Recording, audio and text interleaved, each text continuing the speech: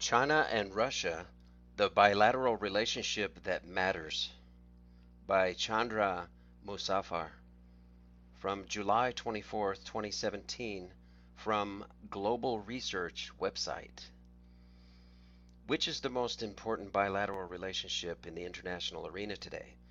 Many analysts would argue that it is the relationship between the United States of America and China that has the greatest significance for the world. Some see it as the relationship between an established power and a rising power, which has often led to war in the past. They quote the great 4th century BC Greek historian Thucydides, who observed that, quote, "It was the rise of Athens and the fear that this instilled in Sparta that made war inevitable," close quote. Contemporary thinkers like Graham T. Allison, who coined the term the Thucydides trap, point out that over the past 500 years, there have been 16 instances in which an established power had felt threatened by a rising power, and 12 of them ended in war. One of the most devastating was the war between Britain and Germany, which was at the crux of the First World War from 1914 to 1918. On the other hand, the US took over the mantle of British imperial power after the Second World War in 1945 in a relatively peaceful manner. I do not see the US and China going to war. Burdened by perpetual wars and massive debts running into trillions of dollars, a huge segment of the US populace has no appetite for another conflagration that will further sap the nation's energies. At the same time, the Chinese leadership knows that a war with a technologically superior military power will be a severe blow to the country's economic and social development, which remains its foremost goal. However, this does not mean that the US and China will be able to transact a peaceful transfer of power. The US, it is obvious, is not prepared to accept with equanimity its overall decline as hegemon. This is why there will be skirmishes and conflicts from time to time as we witness the end of the era of US helmet, Western global dominance, and the birth of a new phase in international relations.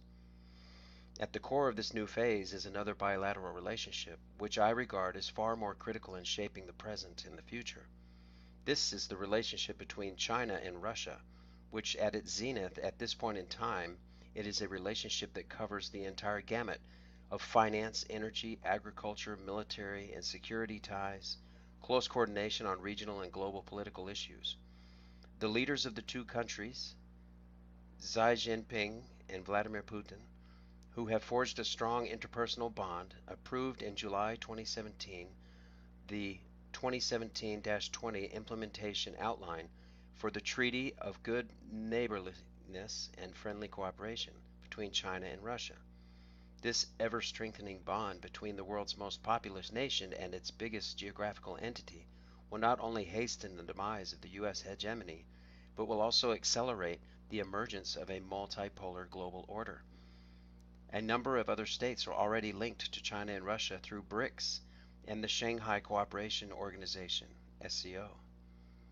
BRICS being the organization of Brazil, Russia, India, China, and South Africa. These bodies are further buttressed by initiatives such as the Asian Infrastructure Investment Bank, the AIIB, the One Belt, One Road, OBOR, project, and the Eurasian Economic Union, EEU. Though the participants in all these endeavors are not always on the same page on various challenges confronting the human family today, they will help us to diffuse and disperse power at the regional and global levels. A multipolar world, by definition, will allow for the growth of multilateral institutions and the enhancement of international law. In short, it will be good for global peace. Of course, the developing Sino-Russian bond is not without its challenges. Let us not forget that China and Russia, in spite of their common communist ideology, quarreled with one another from the 50s to the 80s over a variety of issues pertaining to economic approaches, political strategies, and simply power influence in other parts of the world. This time, however, by emphasizing solid economic cooperation and forging common political positions on global conflicts that affect both nations, Presidents Xi and Putin have succeeded in anchoring Sino-Russian ties and shared interests that really matter to them.